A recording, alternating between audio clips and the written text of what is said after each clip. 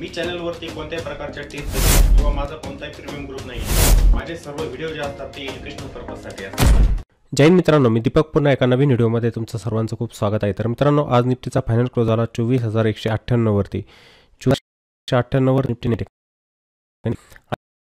आणि आजचं हे तिसरं सेशन आहे, त्यामध्ये मार्केटमध्ये झाली सेलिंगचं प्रेशर पण मार्केटमध्ये होतच। हे एक सेशन होतं, इथे पण निफ्टी खाली, क्लोज पण खाली। हे दुसरं सेशन होतं, याच्यामध्ये पण निफ्टी खाली, क्लोज पण खाली, आणि आजचं हे तिसरं सेशन। या तीनही दिवसांमध्ये आपल्याला मार्केटमध्ये सेलिंगचं प्रेशर बघायला मिळालं। आणि हे जे सेशन झालं होतं, इथे मार्केटमध्ये शार्प बाईंग झाली होती बघा, शार्प बाईंग झाली होती मार्केटमध्ये, आणि मार्केट वरती गेलं आणि क्लोज वरती आला होता मार्केटचा। म्हणजे इथे पण पहिले निगेटिव्ह कॅन्डल बनत होती, पण नंतर इथे कॅन्डलला शॅडो बनून गेली, म्हणजे इथं होतं बाईंगचं प्रेशर। आता ही जी कॅन्डलला शॅडो बनली होती इथे, या शॅडोला पुन्हा आता या तीन कॅन्डलने कव्हर करून टाकलेलं आहे। मग ते आपल्याला मार्केटमध्ये काय सांगते? Selling pressure. त्यामुळे ही लेवल आपल्यासाठी खूप महत्त्वाची ठरते। जिथून मार्केटमध्ये एक डिमांड क्रिएट झालं होतं, जिथून बाईंग आली होती मार्केटमध्ये, ती लेवल आपल्यासाठी महत्त्वाची असणार। कोणती? 24,180 ची लेवल। आता याच्यावरती आपण बघणार, म्हणजे येणारे 1-2 ट्रेडिंग सेशन जे असणार आहे त्याच्यामध्ये आपल्याला समजेल की मार्केट ह्या लेवलला बाउन्स घेतंय की तोडतंय। तोडत असेल तर हे विकनेस साईन आहे मार्केटमध्ये, ठीक आहे। आपण म्हणायचो ना मग की मार्केटमध्ये हे जे स्ट्रक्चर तयार होते, हायर लोचं स्ट्रक्चर, तर ते कुठे आपल्याला ब्रेक होताना दिसेल, तो मार्केटमध्ये असणार एक विकनेस, ते विकनेसचं साईन या ठिकाणी असू शकतं। मग मार्केट जर इथून स्लिप झालं समजा, तर कुठपर्यंत येऊ शकतं? एक तर एक सायकोलॉजिकल सपोर्ट खाली येतोय, तो म्हणजे 24,000चा, एक सायकोलॉजिकल सपोर्ट 24,000चा, आणि लेवलनुसार मार्केट मग येऊ शकतं पुन्हा 23,800 पर्यंत। हाच एक मोठा सपोर्ट येते 23,800, 24,000 एक सायकोलॉजिकल सपोर्ट, 23,800 एक लेवलनुसार सपोर्ट येतो इथून निघून, ठीक आहे। आता उद्याचं जे ट्रेडिंग सेशन असेल ना, त्या ठिकाणी आपल्याला कन्फर्मेशन मिळून जाणार की मार्केट ह्या लेवलला इथे ब्रेक करून खाली क्लोज देते का।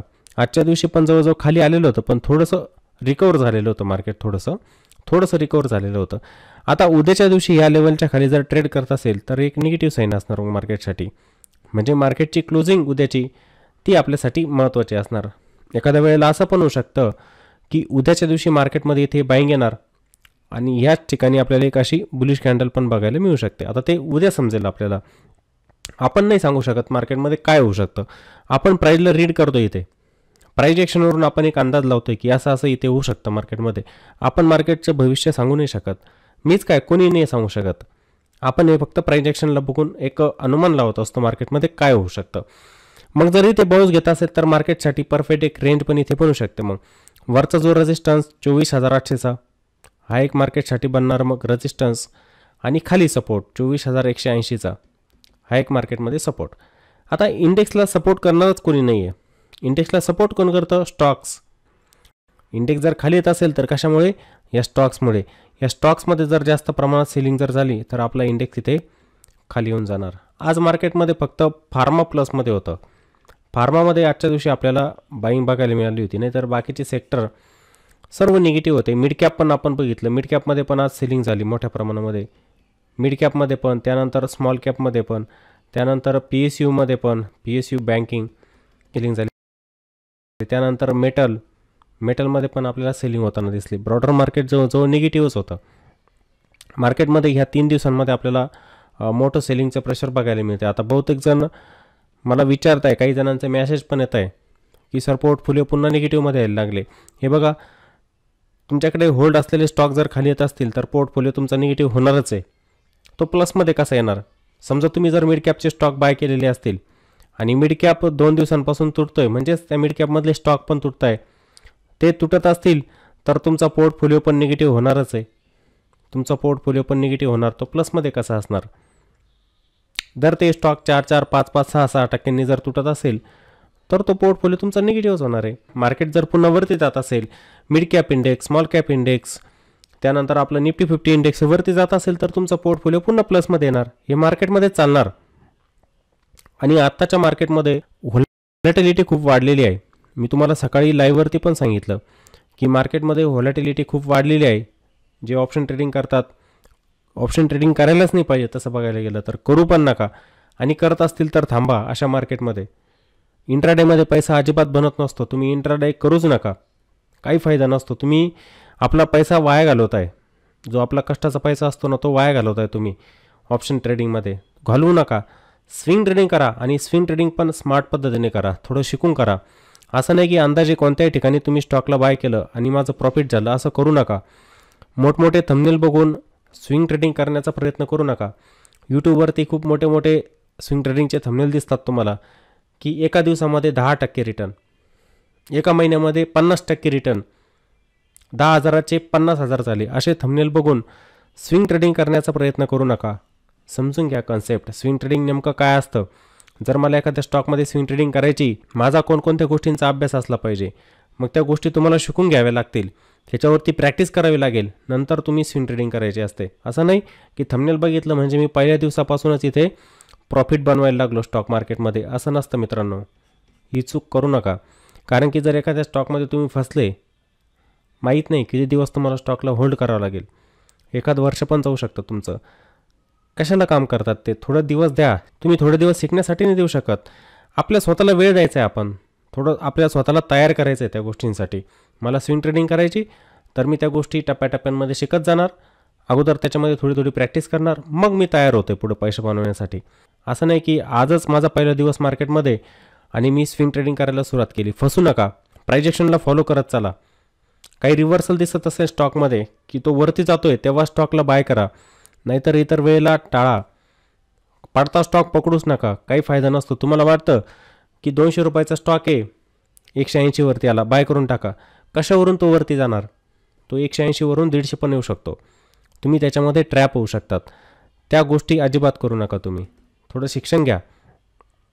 मी तुम्हाला काही गोष्टी लाईव्हवरती दाखवत असतो.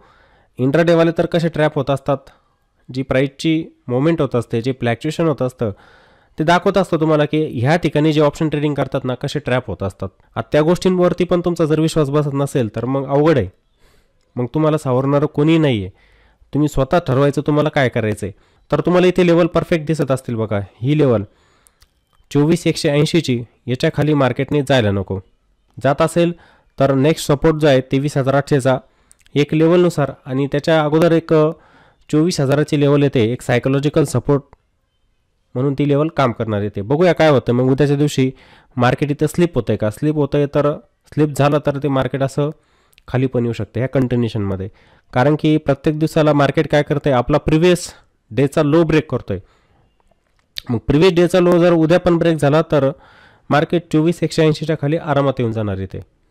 आणि वरती ही लेवल एक हर्डल बनलेली आहे रेजिस्टन्स 24,800ची, ही ते रेजिस्टन्सचं काम करते. सकाळच्या वेळेला मार्केटमध्ये मी तुम्हाला दाखवून पण दिलं होतं की स्टॉक चालायला लागले की इंडेक्स कसा चालतो. रिलायन्स स्टॉक होता बरोबर, HDFC बँकमध्ये बाईंग येत होती, ICICI बँकमध्ये बाईंग येत होती. इंडेक्स कसा वरती गेला होता सकाळी बघा, चांगला बाऊन्स घेतला, वरतून पुन्हा ते स्टॉक शॉर्ट झाले, ते शॉर्ट झाल्यामुळे इंडेक्स पण खाली येऊन गेला ताबडतोब. असं असतं ते. थोडा याचा पण अभ्यास करायचा आहे सर्वांनी. ठीक आहे. आता काही महत्त्वाच्या लेवल आपण बघूया 5 मिनिटांमध्ये. 5 मिनिटांमध्ये कोणते महत्त्वाचे सपोर्ट इंडेक्ससाठी असू शकतात, कोणते रेजिस्टन्स असू शकतात, कुठे इंडेक्सचा रिव्हर्सल येऊ शकतो, त्या सर्व गोष्टी बघू आपण 5 मिनिटांमध्ये. हे बघा सकाळच्या वेळेला ह्या ठिकाणी आपण बघितलं होतं बघा की मार्केटने इथे बाउन्स घेतला. सुरुवातीला थोडं खाली आलं, नंतर इथे बाउन्स घेतला होता ताबडतोब मार्केटने, आणि त्यानंतर जे शॉर्ट झालं मार्केट, पुन्हा एक निगेटिव्ह प्राइजेक्शन बनवत मार्केट खाली आलेलं होतं. सकाळच्या वेळेला इथे व्होलॅटिलिटी जास्त होती. इथे तरी मार्केटने वेळ घालवला खाली बघा. हा एक झोन दिसेल तुम्हाला, ह्या झोनमध्ये मार्केटने वेळ घालवला. इथे हा एक झोन, इथे मार्केटने वेळ घालवलेला होता. म्हणजे ह्या ठिकाणी मार्केट झालेलं होतं साईडवेज, पूर्णपणे इथे साईडवेज झालेलं होतं ह्या झोनमध्ये. हे बघा इथे दिसेल तुम्हाला साईडवेज झालं. पण सकाळच्या वेळेला व्होलॅटिलिटी खूप होती की मार्केट वरती जायचं खाली यायचं, वरती जायचं खाली यायचं. इथे झालेलं होतं साईडवेज. मग मार्केट आता या ठिकाणी होल्ड करून वरती जाणार का की खाली जाऊ शकतं, ब्रेकडाऊन देऊ शकतं. असं पण होऊ शकतं की मार्केट काय घेतं, एक डायरेक्शन डिसाईड करण्यापूर्वी की वरती जायचं आहे खाली जायचं आहे, त्या ठिकाणी मार्केट काय घेत असतं, पॉज घेत असतं. पॉज घेतं म्हणजे थांबतं मार्केट आणि त्यानंतर एक डायरेक्शन डिसाईड करतं. मग आता उद्याच्या दिवशी इथे प्राईसची कशी ॲक्टिव्हिटी होऊ शकते. आता मार्केट जर ह्याच ठिकाणी फ्लॅट ओपन झालं, म्हणजे 24,200च्या आसपास जर इथे फ्लॅट ओपन झालं किंवा थोडंसं गॅपअप 10-20 पॉईंटने इथे गॅपअप झालं ओपन, तर मार्केटसाठी ही लेवल एक हर्डलचं काम करेल बघा, रेजिस्टन्सचं. 24,253 म्हणजे 24,253 ही लेवल मार्केटसाठी एक रेजिस्टन्सचं काम करणार. मार्केट जर ह्या रेजिस्टन्सच्या वरती जात असेल आणि त्या ठिकाणी जर होल्ड करत असेल तर मग एक डायरेक्शनल मूव्ह इथे मार्केटमध्ये येऊ शकतो. डायरेक्शनल मूव्ह म्हणजे काय, मार्केट या ठिकाणी येऊ शकतं ट्रेंडिंग, इथे अप ट्रेंडला पकडून जाऊ शकतं वरती मार्केट. म्हणजे आपण म्हणू शकतो की वरच्या लेवलपासून मार्केटमध्ये सेलिंग झाली, मार्केटने थोडा पॉज घेतला, फ्लॅट ओपन होतं आहे आणि इथे हे रेजिस्टन्सचा ब्रेकआउट देतं आहे. होऊ शकतं की मार्केट इथे रिव्हर्सल देणार, मग म्हणजे अप ट्रेंडला पकडून चालणार. 3 दिवस मार्केटमध्ये कंटिन्युअस सेलिंग होते, एक दिवस मार्केट इथे बाउन्स घेऊ शकतं, कंटिन्युअसली सेलिंग होते, एक बाउन्स मिळणार, पुन्हा मार्केट शॉर्ट होणार. अशी पण ॲक्टिव्हिटी इथे होऊ शकते की मार्केट थोडं बाउन्स घेणार. मग मार्केटसाठी रेजिस्टन्स 24,253, त्यानंतरचा रेजिस्टन्स म्हणजे 24,300, हा पण एक रेजिस्टन्स असेल वरती, आणि त्यानंतर 24,350ची लेवल, ही पण काय असेल, रेजिस्टन्स असेल. जेव्हा पण मार्केट वरती जाण्याचा प्रयत्न करतं किंवा एखादा स्टॉक पण असू दे त्या ठिकाणी, तो जेव्हा पण वरती जाण्याचा प्रयत्न करत असतो त्याला एका रेजिस्टन्सला फेस करावं लागतं. रेजिस्टन्सला काय करावं लागतं, फेस करावं लागतं. रेजिस्टन्स म्हणजेच काय असतं, एक सेलरचा झोन असतो, एक सेलरचा झोन असतो, त्याला क्रॉस करून जावं लागतं वरती. जात नसेल तर काय होणार, तिथं रिजेक्शन, ताबडतोब त्याच्यामध्ये काय येऊन जाणार, सेलिंग. म्हणजे फ्लॅट ओपन होतं आहे, 5-10 मिनिटांमध्ये सुरुवातीला गेलं वरती, पण ह्या रेजिस्टन्सवरती ते थांबलं नाही, तिथूनच मार्केट पुन्हा काय शॉर्ट झालं. अशी पण प्राइजेक्शन या ठिकाणी होत असते. त्यासाठी मार्केटला ह्या रेजिस्टन्सच्या वरती थांबावं लागतं. थांबत असेल तर मग ते या ठिकाणी कंटिन्युएशन करत असतं. मग जे रेजिस्टन्स असतात ना, ते मार्केटमध्ये ब्रेक होत जातात. ब्रेक झाले की जो कॉल रायडर असतो तो मार्केटमधून निघून जात असतो, तो आपल्या पोझिशन इथे स्क्वेअर ऑफ करत असतो. तो करणार इथे आपल्या पोझिशन स्क्वेअर ऑफ. इथे कॉल रायटर जो असतो ना, तो एक्झिट घेत असतो. त्याने एक्झिट केलं की मार्केट वरती जात असतं, शॉर्ट कव्हर होत असतात. त्यालाच आपण म्हणत असतो शॉर्ट कव्हरिंग, त्यालाच आपण काय म्हणत असतो, शॉर्ट कव्हरिंग. तशी ॲक्टिव्हिटी आपल्याला इथे होताना दिसू शकते. मग बघायचं आहे मार्केट फ्लॅट ओपन होऊन त्या रेजिस्टन्सला ब्रेक करते का. जास्त गॅपअप होत असेल ओपन, तर हेच नंतर रेजिस्टन्स सपोर्टचं काम करतील. समजा 101 पॉईंटने मार्केट झालं गॅपअप ओपन 24,300च्या आसपास, ते एक रेजिस्टन्स लेवललाच ओपन होणार, बरोबर. मग जर ही लेवल एक रेजिस्टन्स आहे, तर मार्केट मग इथून ताबडतोब वरती जात आहे की एक डिप देत आहे. डिप देत असेल म्हणजे खाली येत असेल, तर हा जो रेजिस्टन्स असतो मग इथे नंतर तो एक सपोर्टचं काम करत असतो. इथे मार्केट काही वेळेला ते गॅप फिल करण्यासाठी खाली पण येत असतं, होतं काही वेळेला असं. प्रत्येक वेळेला होईल का, नाही होऊ शकत तसं काही नसतं की मार्केट प्रत्येक वेळेला येईलच खाली, पण ते एक सपोर्ट लेवलला येतं, तिथे पाऊस घेतं. याच्यावरून आपल्याला काय समजतं, मार्केटमध्ये स्ट्रेंथ आहे, इथे बायर्स आहे. मग इथं काय होते, बाईंग होते मार्केटमध्ये, आणि मार्केट काय करतं, मग आपल्या डे हायला ब्रेक करून टाकतं. म्हणजे हे जे रेजिस्टन्स असतात ना, त्याला मार्केट ब्रेक करून टाकतं आणि वरती जातं कंटिन्युअसली. हे आपल्याला इथे समजून घ्यावं लागेल. गॅपअप झाल्यानंतर एक डीप देऊन मार्केट वरती जात आहे का, स्ट्रेंथ, की हे सपोर्ट ब्रेक करत जात आहे पुन्हा. म्हणजे इथे गॅपअप तर झालं पण या गॅपअपमध्ये मार्केट सस्टेन नाही झालं, त्याने काय केलं, या सपोर्टला ब्रेक केलं, पुन्हा एक निगेटिव्ह प्राइजेक्शन बनवत खाली आलं. असं पण होत असतं मार्केटमध्ये, ते व्हायला नको. ते एक असतं विकनेसचं साईन, मग ते असतं मार्केटमध्ये एक विकनेसचं साईन. तसं मार्केटमध्ये व्हायला नको गॅपअप नंतर. आणि फ्लॅट ओपन होऊन जर मार्केट मग या सपोर्टला ब्रेक करत असेल, मी हा पूर्ण एक झोन पकडतोय 24,180चा. का पकडतोय, तुम्हाला त्याचं कारण पण सांगितलं की 3 दिवसांपूर्वीचं जे सेशन होतं त्या लेवलपासूनच एक शार्प रिकव्हरी मार्केटमध्ये आली होती. त्यामुळे हा झोन माझ्यासाठी महत्त्वाचा ठरणार आहे. हा एक झोन की जिथून मार्केटने बाउन्स घेतला होता मागच्या सेशनमध्ये, पण इथून मार्केटने बाउन्स घेतला होता 24,180. याच्या खाली जर मार्केट ट्रेड करत असेल, म्हणजे फ्लॅट ओपन झालं, थोडं गॅपअप झालं, आणि याच्या खाली जर ट्रेड करत असेल तर तो मार्केटमध्ये एक विकनेस असणार. मग आजचा जो लो असणार ना, हीच लेवल आहे, त्याला मार्केट इथे जर ब्रेक करत असेल तर मग मार्केटमध्ये पुन्हा इथे सेलिंगचं प्रेशर वाढू पण शकतं. सेलिंग ही पण लेवल एक सपोर्ट करणार, आणि नंतर 24,000ची एक सायकोलॉजिकल करू शकते. मग हे मार्केटचं स्ट्रक्चर हळूहळू वीक होत जाणार, लक्षात घ्या. तर इथे आपण काय बघतोय, मार्केटचा ट्रेंड बघत जातोय. या सर्व गोष्टींचा अभ्यास आपण ट्रेंडवरून करतोय की मार्केट कसं खाली जाऊ शकतं आणि कसं वरती. सपोर्ट, रेजिस्टन्स, ट्रेंड, या सर्व गोष्टी त्याच्यामध्ये येत असतात. आणि हेच आपल्याला चार्टवरती बघायचं आहे, ते बघूनच आपण काम करत असतो. मग तुम्ही स्टॉकमध्ये पण करा, म्हणजे स्टॉकमध्ये जे स्विंग ट्रेडिंग करतात तुम्ही बिग टाईम फ्रेममध्ये, तिथे पण ह्याच गोष्टी बघतात. हेच ऑब्झर्वेशन आपल्याला स्टॉकमध्ये पण करायचे असतात की त्या स्टॉकचा ट्रेंड कोणता आहे. मी पडता स्टॉक तर नाही पकडत आहे, पडता स्टॉक पकडतो याचा अर्थ मी त्याच्यामध्ये लॉस सहन करतोय. वरती जाणारा स्टॉक बाय करतोय तर मी त्याच्यामध्ये प्रॉफिट बनवतोय. पण तो पण योग्य लेवललाच आपली त्याच्यामध्ये बाईंग झाली पाहिजे. ठीक आहे. आणि जेव्हा पण तुम्ही मार्केटमध्ये काम करतात, इंट्राडे करू नका, ऑप्शन ट्रेडिंग करू नका. करायचं असेल तर स्टॉप लॉस लावून करा. कारण की आत्ताचं मार्केट तुम्ही बघताय, खूप व्हॉलॅटिलिटी असते. एक कॅन्डल वरती 100 पॉईंटची, एक कॅन्डल 150 पॉईंटची खाली. कसं काय प्रॉफिट बनेल तुमचं? आणि जर त्याच्यामध्ये तुम्ही थांबत राहिले, स्टॉप लॉस नाही लावला, तर तुमचं भयंकर नुकसान होऊ शकतं मार्केटमध्ये. त्यासाठी स्टॉप लॉस पण लावत चला. मग जर करायचं असेल, कंट्रोलिंग नाही आहे स्वतःजवळ, स्वतःचंच कंट्रोल स्वतःजवळ नाही आहे, मग कमीत कमी SL लावला पाहिजे तुम्ही. आलेलं प्रॉफिट आहे ते पण बुक करण्याचा प्रयत्न केला पाहिजे तुम्ही. मार्केटमध्ये आलेले प्रॉफिट बुक करायचे असतात.